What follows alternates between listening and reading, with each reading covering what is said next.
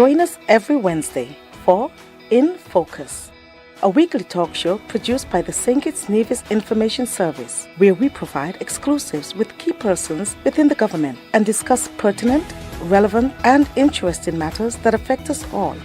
Tune in every Wednesday, live on ZIZ Radio and streamed live on Facebook at SKNIS Media and ZIZ Online. InFocus, your government, your business.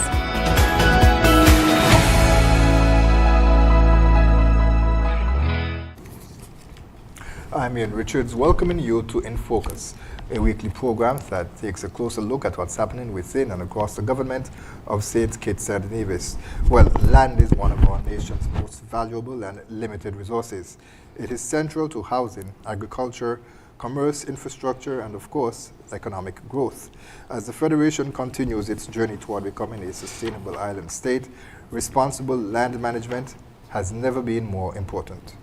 Today, we'll explore how the Ministry of Sustainable Development manages the country's land resources, from land allocations and regularization programs to title processing, dispute resolution, and of course, some of the current challenges, including the relocation of farmers from residential designated lands and efforts to ensure that land is used for its intended purpose. Well, joining us today for this important discussion are the Honorable Dr. Joyelle Clarke, the Minister responsible for Sustainable Development, and Sherilita Dore-Tyson, Permanent Secretary within the Ministry of Sustainable Development. Stay with us for InFocus for a discussion on resolving land conflicts through partnership and planning. Money is for buying snacks. Kids have big dreams. My mom says to save it. Let's give them the tools to reach them. I'm going to invest in something called stocks. 1,000 easy dollars for every St. Kitts and Nevis youth citizen. Savings, investments, financial education. Sign up for Aspire at aspire.gov.kn because they deserve to dream smart. Thanks, Aspire.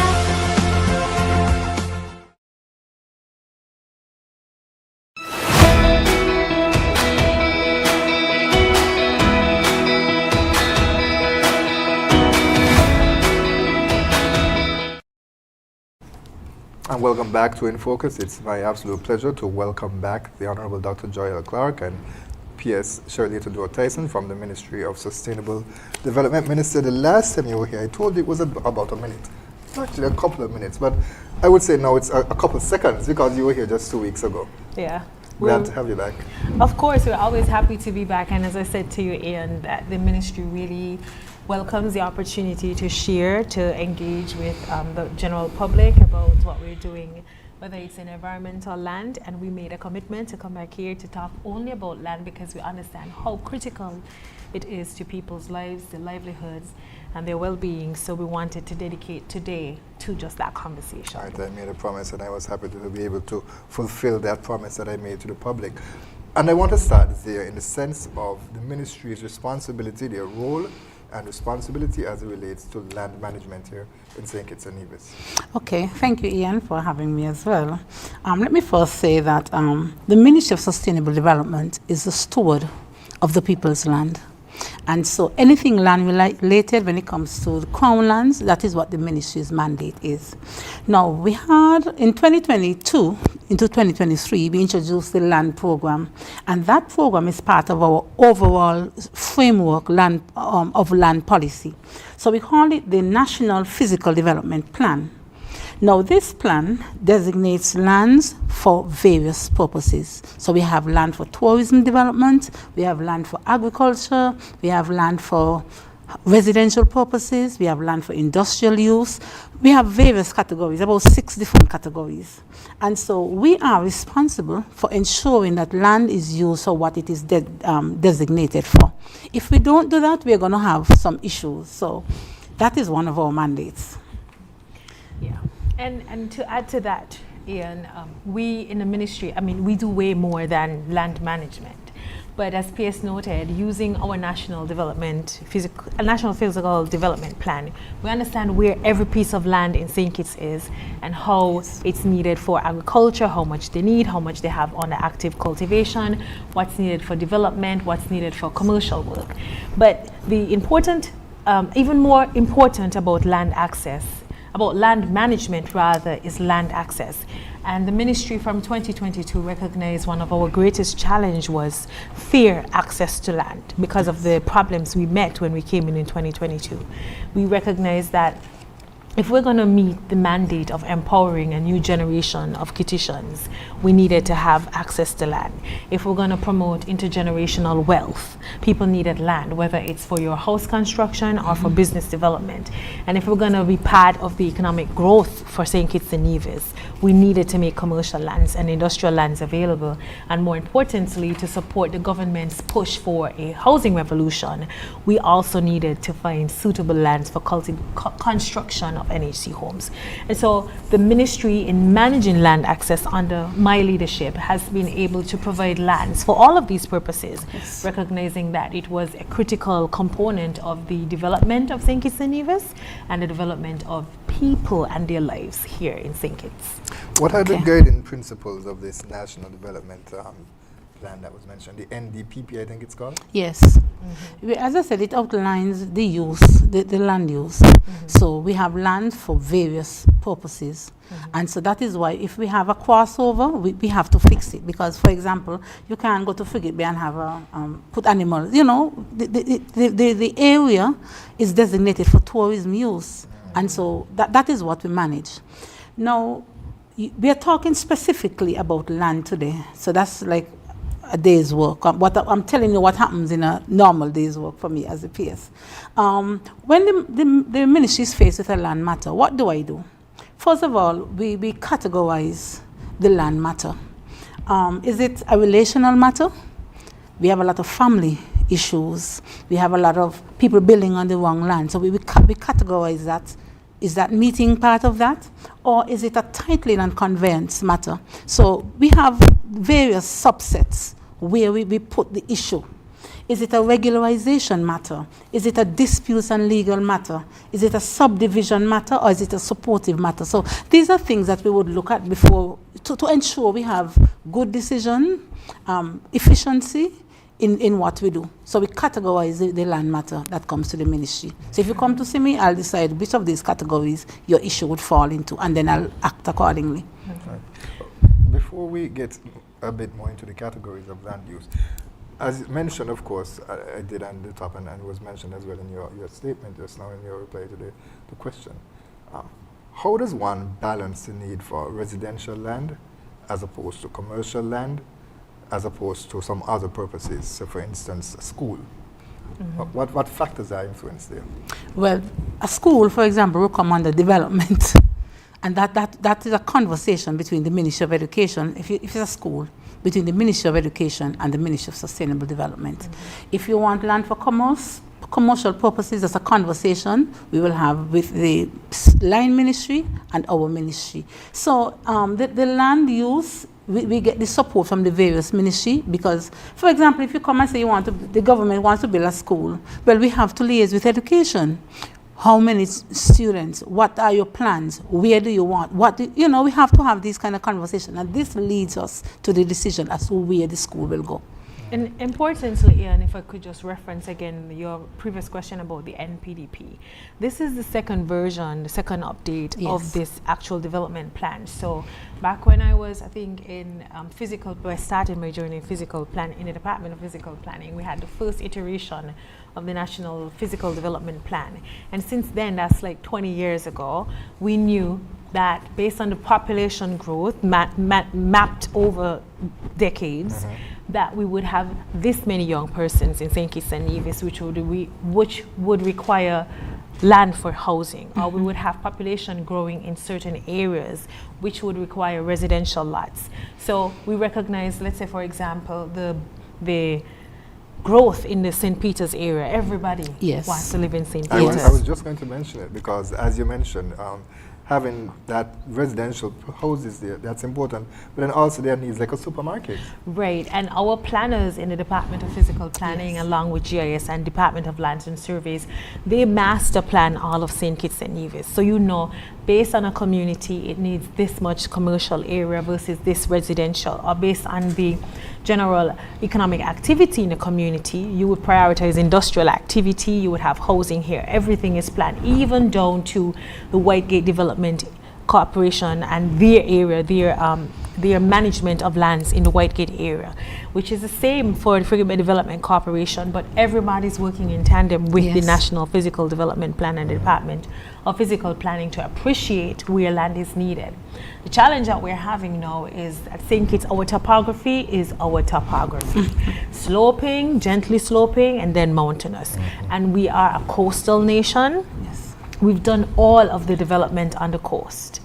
And now we have to appreciate that lands on the coast and flat lands have been exhausted. Yes, we have exhausted. And we are planning for this reality. We have been planning for this reality.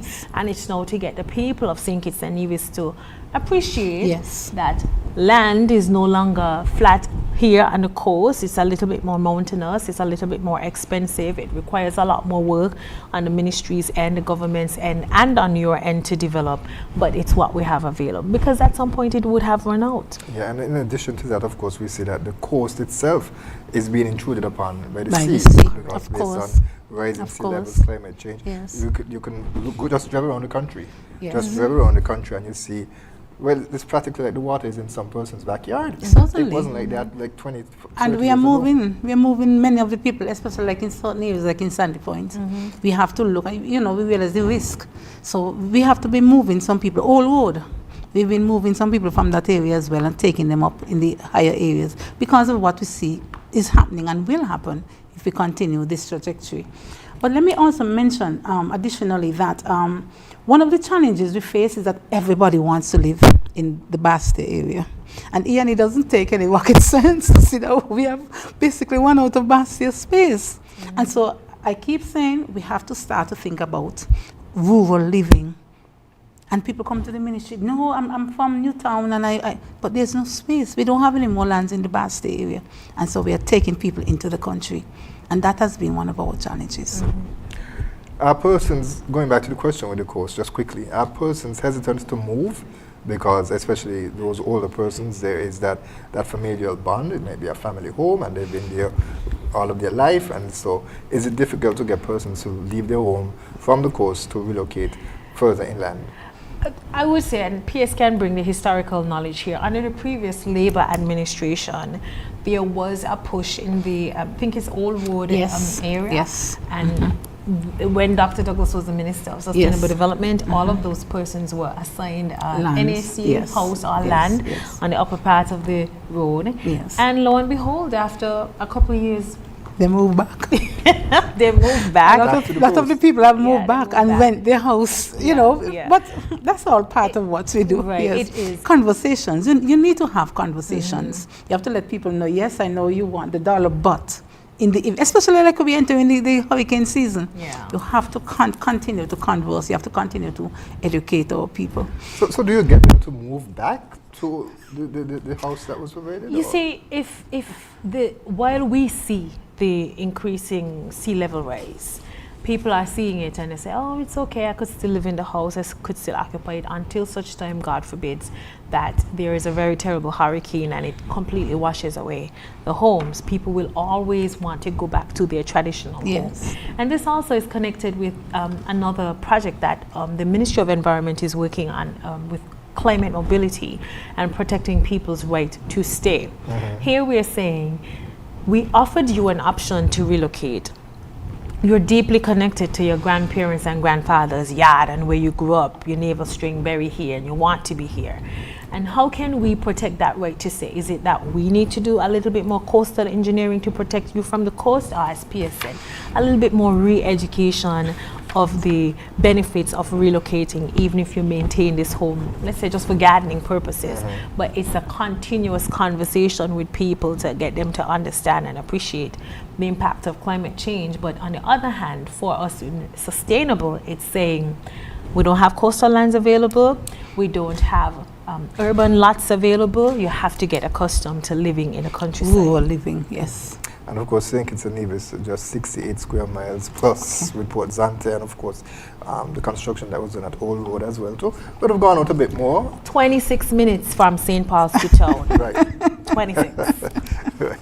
So it's not that big overall. No, it's not so difficult to move around. Yeah, I may come back to the coastal question because there's a follow-up that jumps to mind, but I wanted to give us enough time to focus on the important matters that you wanted to discuss here today.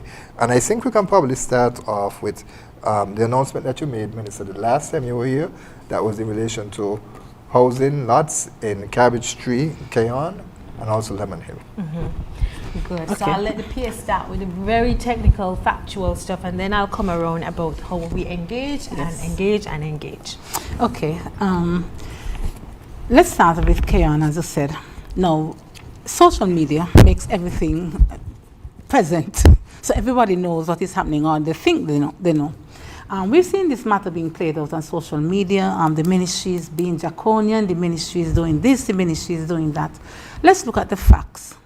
Now, back in 2006, the Cabbage Tree area was designated as residential lands. We had phase 1, phase 2, and phase 3. Phase 1 was developed, houses were built.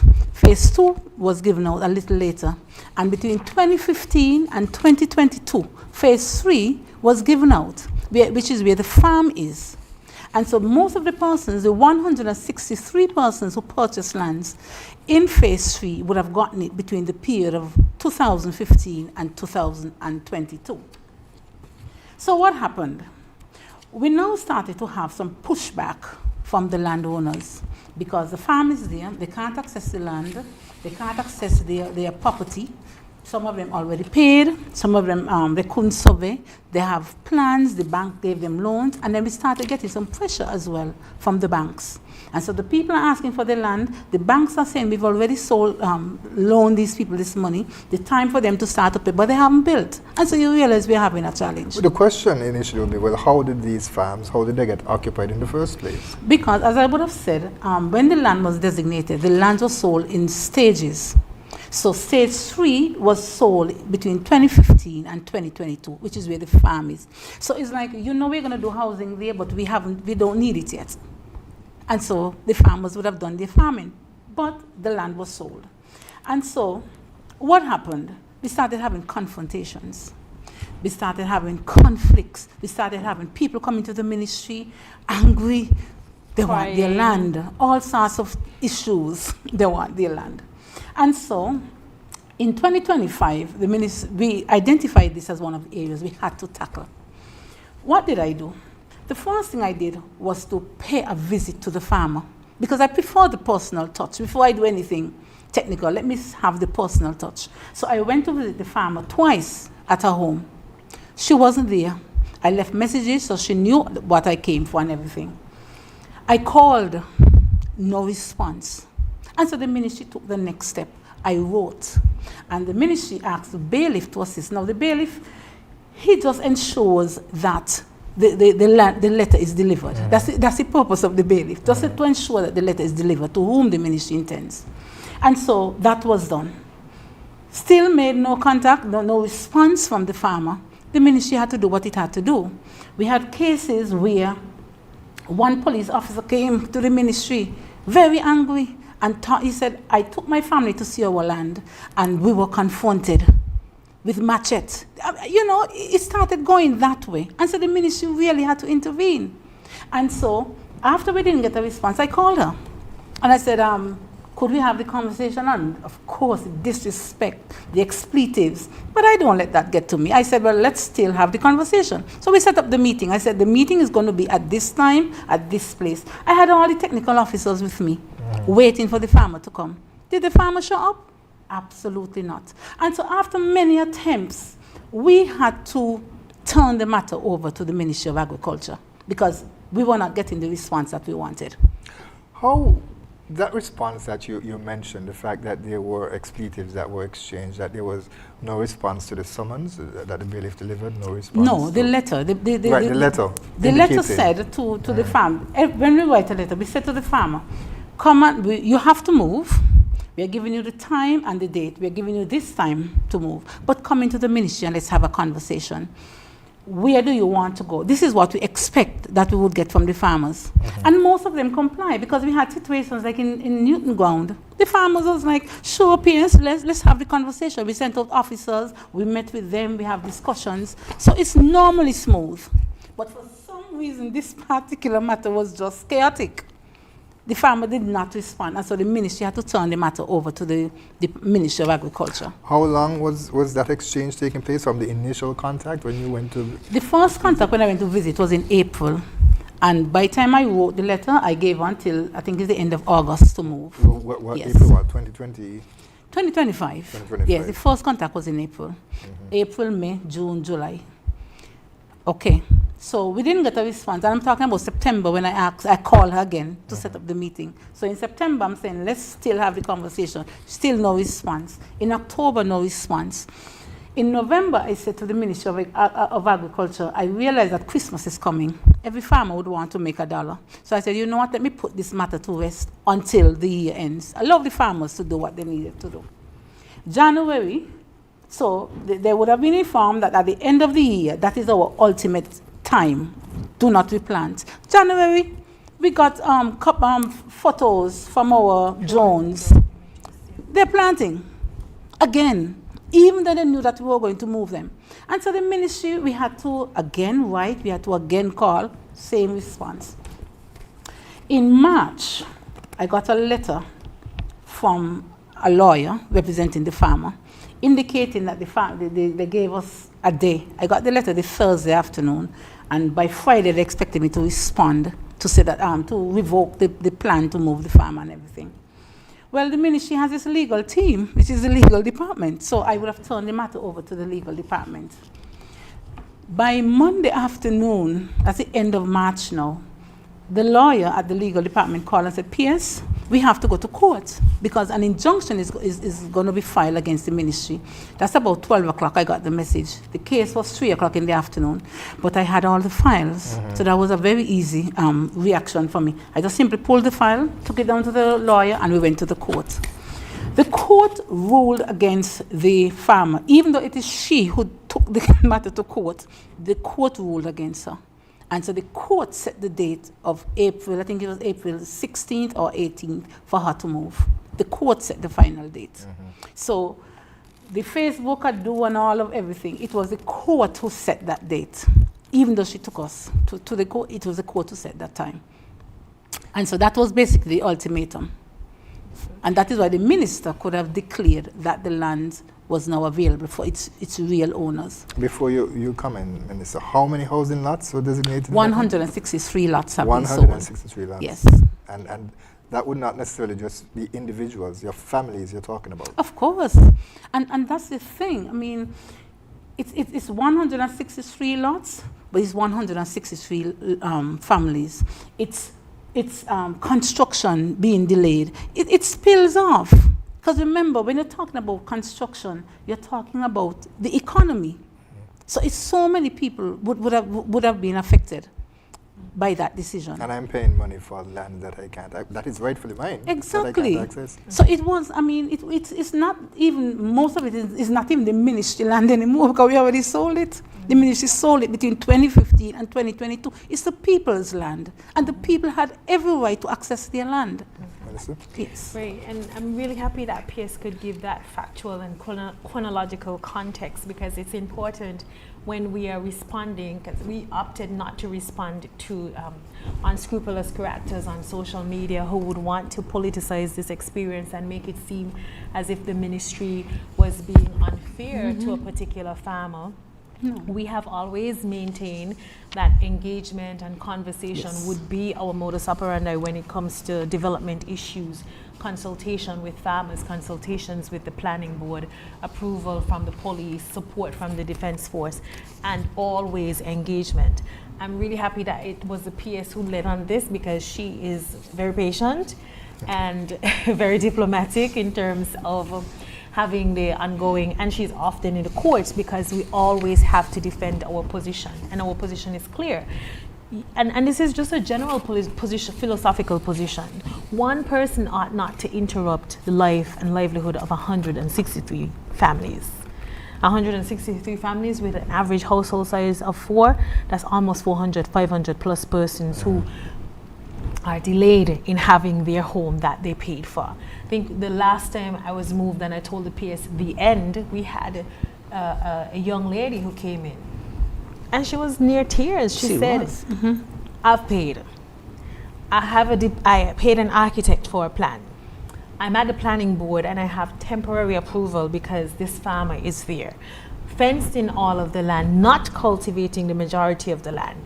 And I have a mortgage that's waiting on me. And we developed a whole land policy to empower young people. And we're saying to them, we give you land, but no, because we have no teeth, we can't move a farmer. And it's not just moving a farmer, you know, Ian, it's relocating, land preparation based on your preference, where you want to go. It's agriculture making a commitment to give you the farm implements. It's having a timeline that's based on your planting and harvesting. And it's you recognizing that you occupy the land, understanding and knowing that at some point you had to move. So what would be the need for any unscrupulous character and any politician to come and say, oh, you know, so they're treating you so poorly? You're terrible, because you know that the ministry wouldn't do this, and you're using people and their plight, their wrong actions for political gain, and it's not going to work, at least not today. But the land was sold under him. Under the former prime minister. He sold it. He sold the farm. That's the coincidence. The question one would really odd. that jumps out is where would you even have a short-term farming location set up? Really, is there no other farming area that was there where the person could have access and set up their farm permanently? Well, because I know the situation intimately, the farmer would have gone there because originally the farmer who was there would have known that he had only 1 year. But then the farmer passed, and so she just continued, right? But she knew that the land was for residential purpose. She knew there was no ifs and buts about it. There was no ifs and buts about it. And this is a traditional practice, Ian, and it's not something that's frowned upon in any way by the ministry or the Ministry of Agriculture. Sometimes people, we have a practice of wanting to cultivate very close to where we live. In the communities, there are abandoned lots, you know, you just want to make use of it. But you do so knowing that your entire farming should be short term. There should be no tree crops, because you're going to have to uproot them. Don't plant coconut trees. If you're going to invest in banana and planting, you have to know that you're going to have to uproot them or replant them. So you have to be mindful of the investments that you opt to put in your farm when you are not farming with a lease, a long-term lease, or unapproved agricultural lands. Right, okay. And so the notice went out that persons can go ahead now and begin to develop their lands. I wonder if we should do another notice right now. We need to just let people know that you are free to go to Cabbage Street, Phase 3, and develop your lots. You are free. And I think what I want to say here, Ian, is that there are quite a few, I keep using the word unscrupulous, because you have no scruples if you want to politicize certain things like that, who want to use farmers against the government. And we have to be mindful that farmers have sense, and farmers understand and appreciate that this government has been working with them. So no matter the efforts to form them in a cooperative or have them publicize, oh, the government isn't doing it, we have been working. It's been 4 years of intense and committed work. Certainly. And so the characters are in and out of government, and they are connected in whichever way they are, trying to make it seem as if the ministries of agriculture and sustainable development are not working for the betterment of the farming population, but we are. The commitments have been there, the support has been there from both sides of the ministry, and the Ministry of Sustainable Development has been engaging continuously with the Ministry of Agriculture. So regardless of what people try, we're going to be here to prove and show that we're doing the work. Right, and so that was the issue related to K-On, and then there's also Lemon Hill as well too? Yes, we also had a very similar situation in Lemon Hill, similarly different. similarly different. In this case, this farmer came into the ministry. He got the same letter. The letter was written the same process. But this farmer came to the ministry and said, P.S., what should I do? Guide me, help me, show me what my next step would be. Now, what a different approach. And so what did the ministry do? He said, yes. So we went down on his farm. Got there, he built a 3-story house on the land. Yes, on somebody's land. But the point is, he cooperated. So I said to him, in this case, you already have a house. He said, I have to knock it down. I said, no, I'm going to sell you that land. And I'm going to move the person who was there originally, put them somewhere else. And so we were able to see what he was doing. And he was saying, look, Pierce, I've already moved from this area here, so you can have this. But I have my crops still. They're not going to be ready until about September. I said, no problem. I'll wait. So I give you until October to do what you have to do and harvest. By then, we would have transitioned him somewhere else. And if October comes and the farmer is not ready, he needs a few more weeks, I'll allow him to stay there. Because the approach is so different. So he cooperated. And so that's why we encourage the farmers to work with the ministry. Coming to fight us, and it's not helping. And going on social media, it's not helping. Let's have the conversation, because we're asking you, how can we help you? That's what the ministry is doing. How can we help you? Right. It's the bottom of the hour. Yes, just so like that. We're going to have to take a break, and I think I'll make this the first and the last break before we continue our discussion, because there is also an issue in relation to land regularization and freehold license that I think we need to touch on next, and so we'll do that right after this break. Yes. So right there, viewers and listeners, we'll be right back with more In Focus. Money is for buying snacks. Kids have big dreams. My mom says to save it. Let's give them the tools to reach them. I'm going to invest in something called stocks. 1,000 easy dollars for every St. Kitts and Nevis youth citizen. Savings, investments, financial education. Sign up for Aspire at aspire.gov.kn, because they deserve to dream smart. Thanks, Aspire.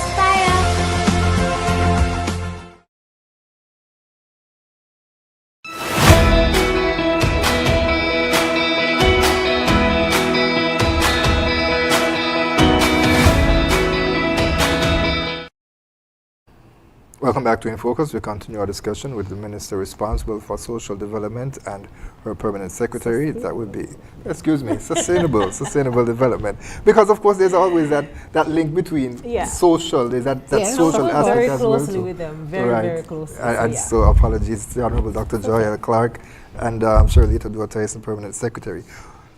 We mentioned land regularization and freehold license. Let's talk a bit about that. Certainly. You want to start? Okay. Or I can start. Well, you will explain all of that, but I'll just mention that land regularization, now this is one of our initiatives. Now we have subdivisions, which is the new addition to the villages, and we have what we call the older villages. For example, in Keon, Wade Street, Warner Street, Osborne Street, that's a substantial village, the Keon community. And so what we found is that most of the people who live in these areas, they have houses, but they don't own the land. Yeah. And so we are regularizing. What does that mean? We are saying to the village people, come and buy the land. You've lived there for 30 years. Your grandmother have lived there. Buy the land. That is land regularization. Now, the minister will talk about the other one, which is the village freehold, and then we'll see the differences. Wait, that you spoke about? The Yes. village freehold. What we spoke of, no, that is land regularization. You're buying the land that you're using. Right. But the village, the village freehold, that is an act, and that involves persons who live on the land up to 1967. Now, that was passed by the Labour government back in 1995. So, if you live on the land up to 1995, up to 1967, you have the opportunity to get the land without cost up to 5,000 square feet.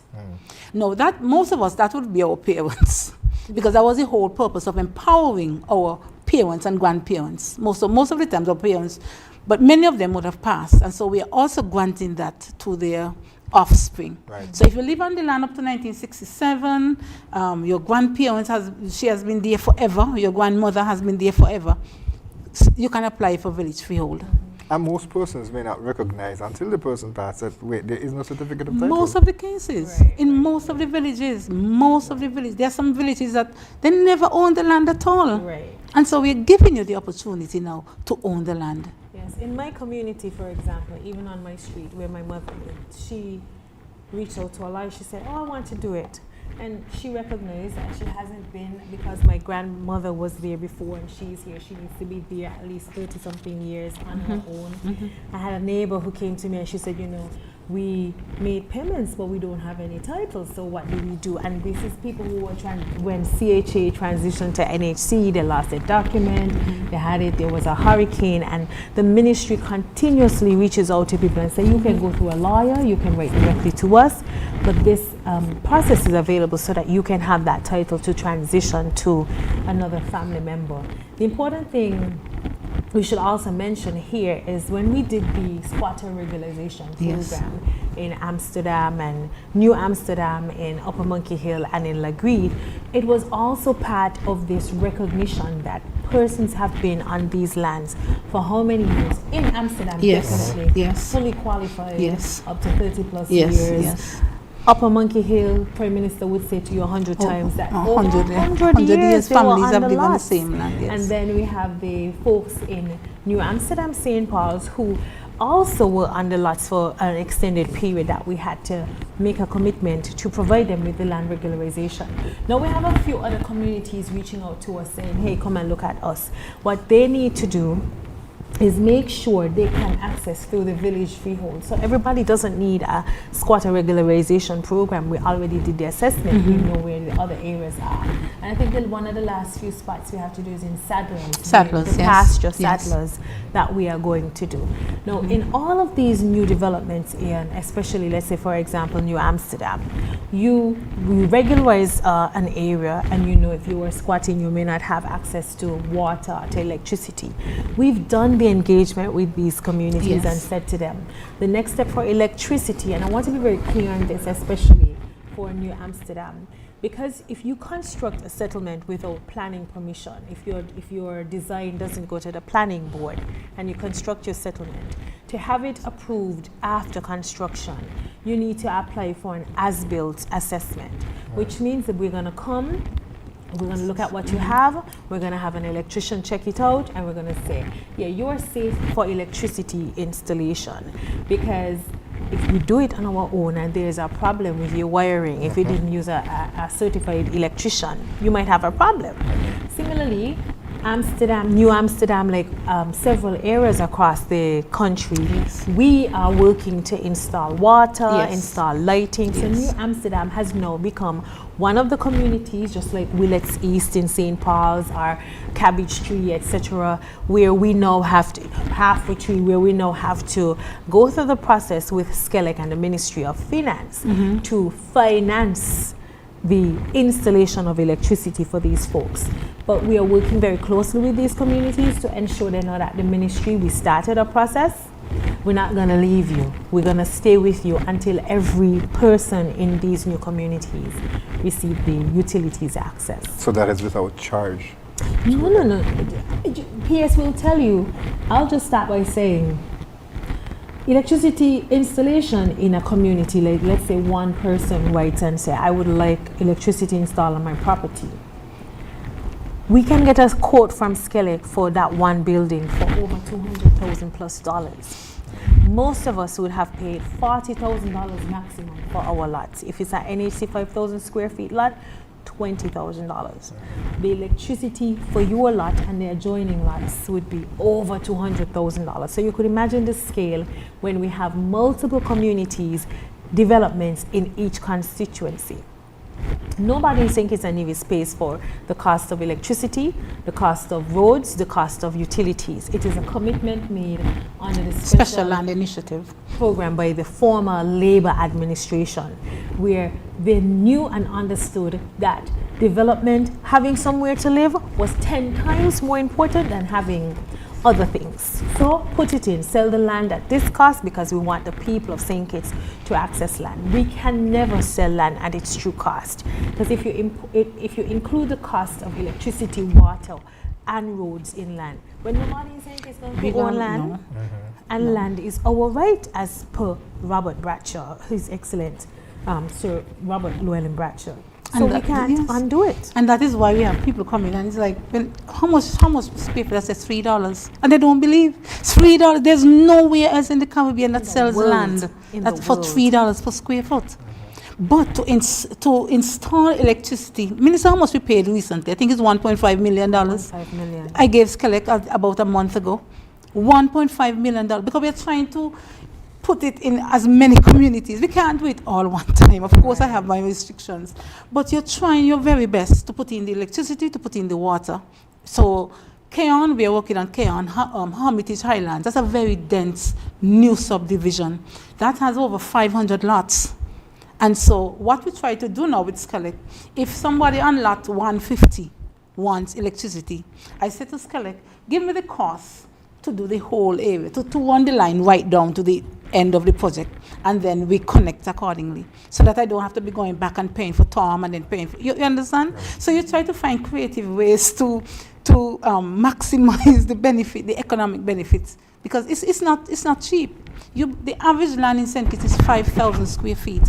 Multiply 5,000 by $3. That's 15,000. But it's going to cost me 100 and something thousand to put in your house. Yeah. And that's a challenge. I had a conversation with a young man. He was wondering, he's 21, I think, no, 24. He was 24, and he was saying he needs to get a piece of land. And he was like, I wonder how much it would cost. And someone who was in the conversation said it's going to be expensive. It's not though. Unless you're planning to buy land over the Southeast Peninsula at 10, whatever the cost is, it's way inexpensive to access land here in St. Kitts in the countryside, and where we have it. Of course, you know, nothing in life free and nothing cheap good. So you really have to pay what it's pay your money for what you want. But the ministry, even at 21, once we could see, you know, what's your plan? Where are you going? We work with you. We have intimate conversations with people when they come to the ministry, and we're going to be there tomorrow, Thursday. Yes. We're closing out the first part of the summer with our meeting, and then we're going to be back again in 2 weeks. We are there to facilitate this conversation, and if you come to us and you say, I am ready to build immediately, I've been pre-approved from the bank for an NHC house immediately. In fact, I have one message in my phone now from NHC to don't forget this person's land, and we're going to deal with it because the person just got their approval from the bank, and so tomorrow immediately they're getting their land letter. That's what we're trying to facilitate, the housing revolution, the construction, and that's the role of the ministry. It seems like we needed a part 2 of this discussion. Just to land as well. So, but you can't come back. I do want to mention the situation in New Guinea as you speak about social media and trying to make persons aware of the position of the government. Tell us a bit about that. Well, the situation in New Guinea. Now, the New Guinea subdivision started about 27 years ago. Commercial subdivision. The commercial subdivision, about 27 years ago. And we have one particular person who is in that subdivision.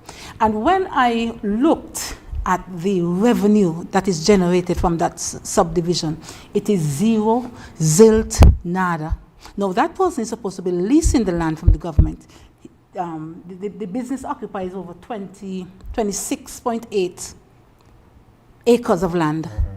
But in all the years, they've been there for almost 25 years, but no payment. No, absolutely no payment. Nothing is in the treasury. And so the ministry had to make a decision. I mean, Ian, I'm no pastor, but I know that there's a scripture that says, it's somewhere in Luke, I think it's Luke what? Is it 17? It says, render unto Caesar the things which are Caesar's, and unto God the things which are God's. So you're not a pastor? I'm not a pastor. I'm not a pastor.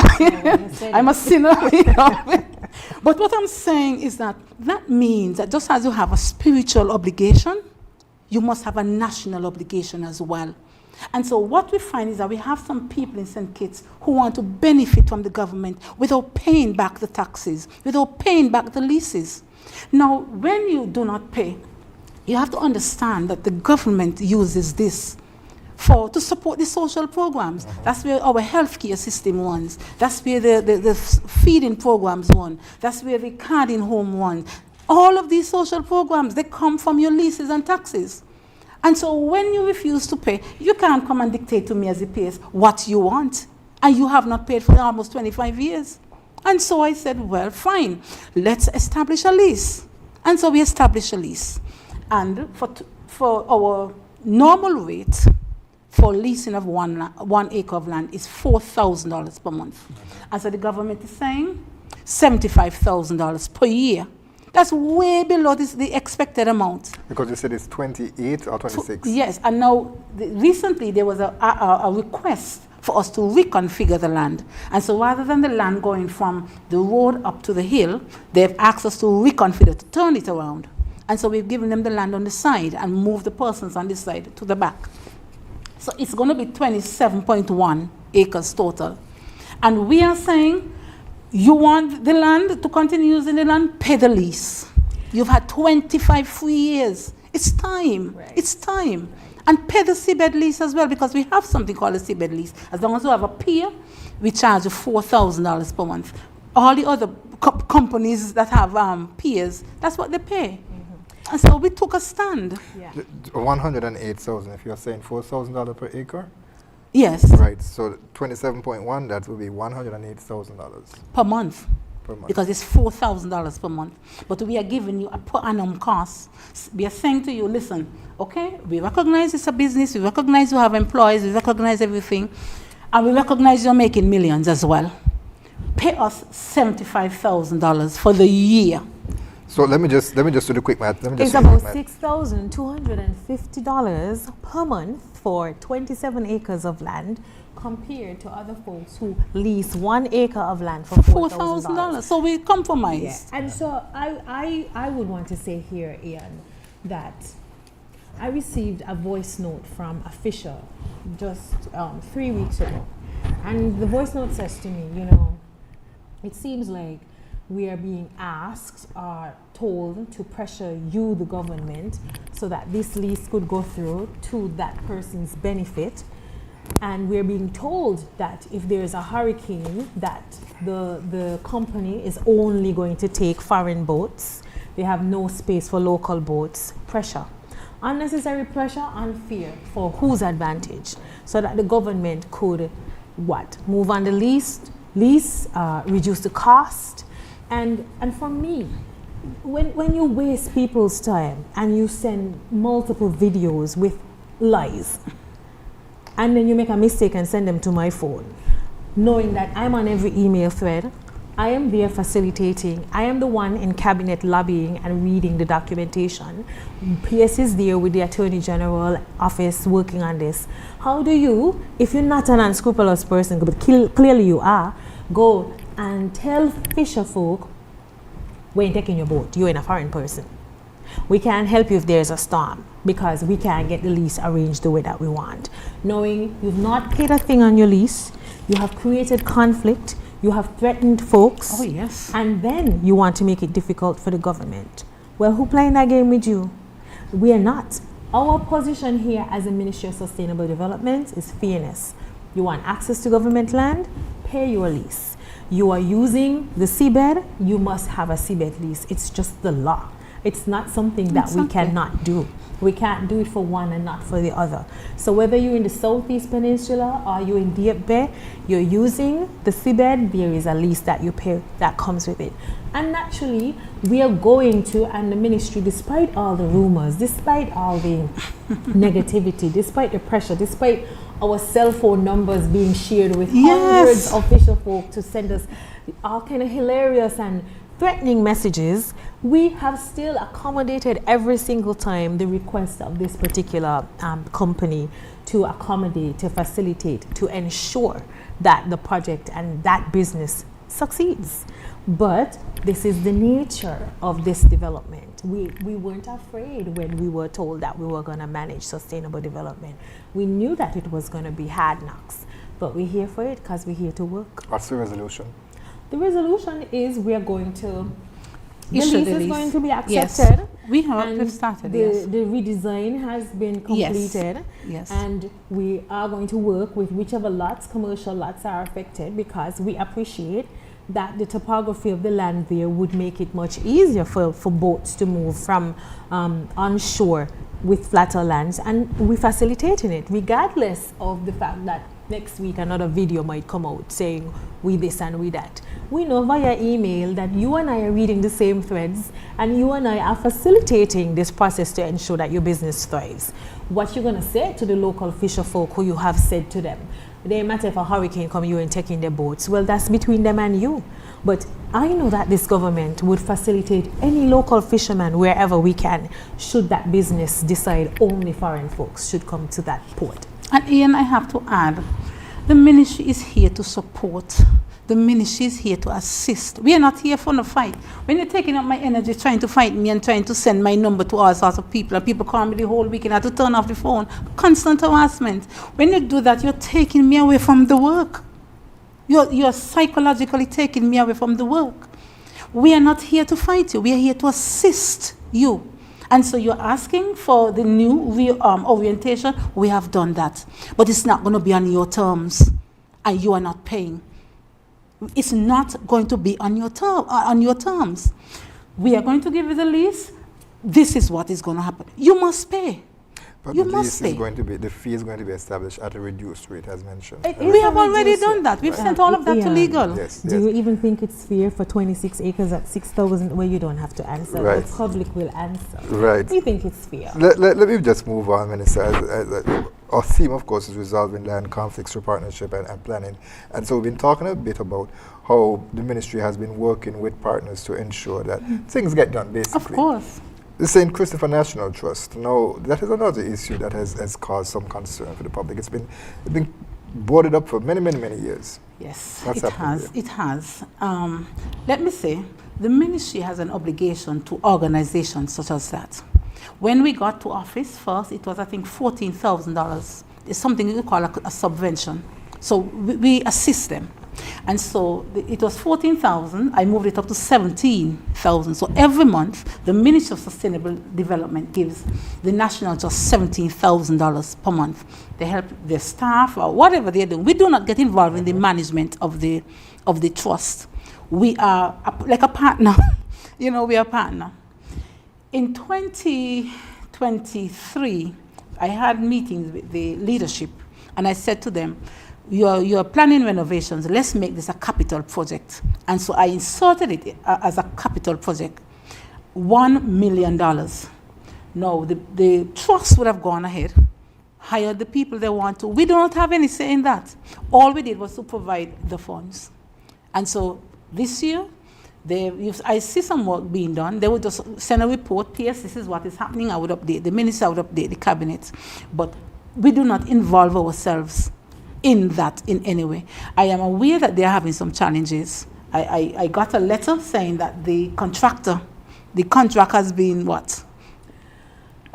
Ended. Ended, yes. Ended. But the thing here is, as P.S. rightly said, we provide the financial support, we provide the policy support where needed, but the trust and its board has full decision-making powers. So the contract was ended without the work being completed? Well, I don't want to get deeply into the details, but what I do know is that the trust has made a serious commitment to get the work completed. I think the new board completed all of its investigations and realized that the contract was not working in the favor of the National Trust.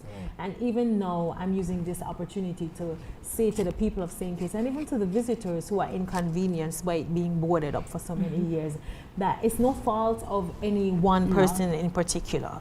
The work, the monitoring, the specific technical skill that's required for treatment with limestone there in the building, Yes. it was very technical. But what we are happy with the ministry's intervention and support, that from the capital project that the PS had the foresight to put in, we are able to support the completion of this construction.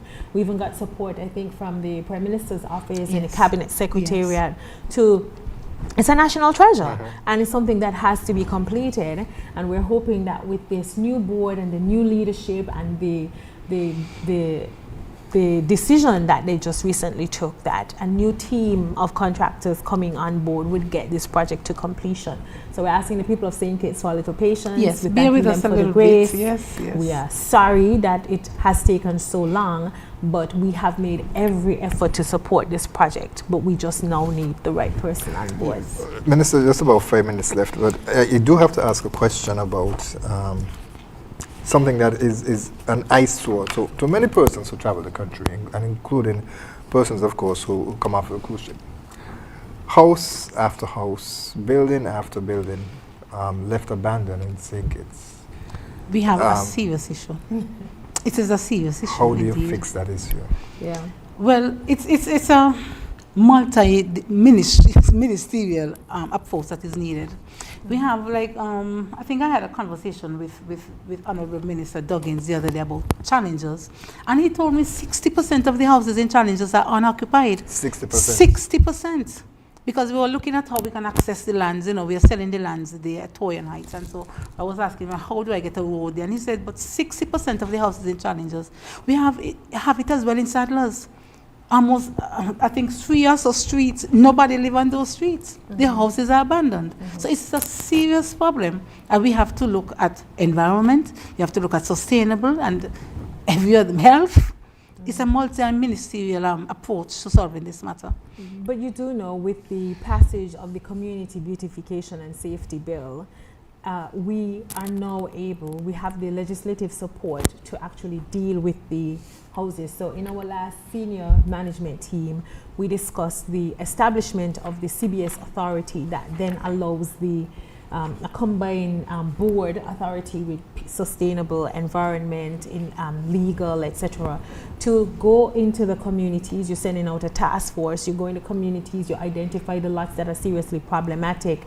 We clean them 1, 2, 3 times. It's placed against your property tax. If you don't come and claim or pay, it then goes to abatement, and then the government can recover its costs. But the intent of the bill was to deal with these abandoned lots, but then we realized the execution of such is so expensive and so huge that we had to, as PSA, bring all ministries on board: Inland Revenue, small businesses, parks and beaches, the Ministry of Health. So it's a serious coordination that this new authority or board has to do. Yes. We are submitting it for capital support, and hopefully in January 2027 we can go forth and execute. But the ministry, in testing how we do this, has already started this work. So whenever people call about a problematic area, we go out into the community, we get our Environment for Everyone task force out, and we clean and we see how much does it cost, what did the homeowners say, because it's only when you start to chop on somebody land you realize it has an owner. Oh yes, this suddenly appear. Only when you start to cut one bush and the owners show up. And so we realize that is also a way of bringing out who is responsible. And some of them need legal support because they didn't settle the appearance estate, they don't have any executor for the will, and so the land belongs to no one, and the government would then definitely have to take over. I just penciled you in for January 2027. You have to, because Ian, up to now, you have not asked us about what we are doing immediately. We haven't been able to tell you that we have given out 313 lots so far for the year, even though we haven't given out any large swath of land, but we have been able to look within the subdivisions. We've given 313 lots. Our focus right now is commercial, and the minister can quickly mention that we are giving out lots for commercial purposes. Minister, you can Yes, so is this my closing statement? Well, just about 2 minutes left. Do you have a last question for me? Well, generally, it's just based on the lots that are given out. A question that everyone would ask is, how do I apply for land? Oh, okay. So, but deal with the commercial part, and then you can rope that in.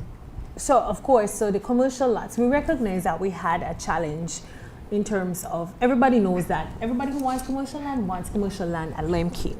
It's totally full. We are being creative in terms of redesigning some of the larger lots to allow for smaller allocations, but I'm so happy that the ministry was able to develop 2 additional commercial lot spaces behind our existing ministry, Bladen's Commercial Park, yes, as well, Court, yes, as well as the Royal Bastia Valley Yes. Commercial Park. Yes. Just across the road heading to Cooley's Commercial. And we did that to ensure that people, and it's no longer 1 acre, 2 acre lots, it's 10,000 square feet, everybody pays the same standard price, and you develop, and we are very specific with persons. You must have your business plan, you must have fully all your documents, and we are making land available to you. By the end of the year, I'm making this commitment, applications for land will be online. P.S., you heard that? Oh, yes, The Minister. end of the year, the end.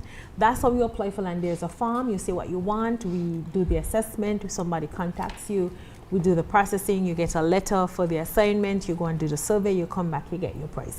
But 34 seconds, I just need to say that it has been a pleasure working with the Ministry of Sustainable Development on the land matters in particular. And I've said before, I said it in Parliament, that we're at this time where everybody has to make a transition. And I'm very hopeful that the good work that we have done has been recognized, the support and empowerment that we have given to the people of St. Kitts and the different communities is recognized and acknowledged. And if the people want, I am so happy to come and serve in yet another position to make sure that empowerment, livelihoods, and development happens for St. Kitts and Nevis. Very quickly. Housing lots, a house as opposed to an apartment. How is that done?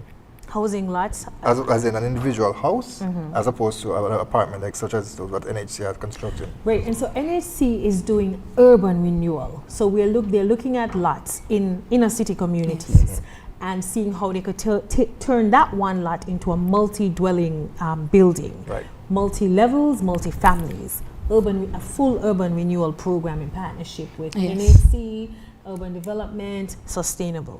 Housing lots we're giving all over the country. Right. But we've said to people over and over, there will come a time when we have to get accustomed to multi-story buildings, vertical, living. because the lots have to get smaller and more people have to live, because we want the population to grow. Right. And land is an infinite resource. No, Finite resource. Yes. And so we have to ensure that instead of giving people just like commercial land, a full 2 acres, you get 10,000, and we're encouraging you to build upwards and make space for rental for other persons who may not have the resources to purchase 10,000 square feet, but can rent a unit from you. Right, I'm going to make a commitment to have you back again sometime before the year ends.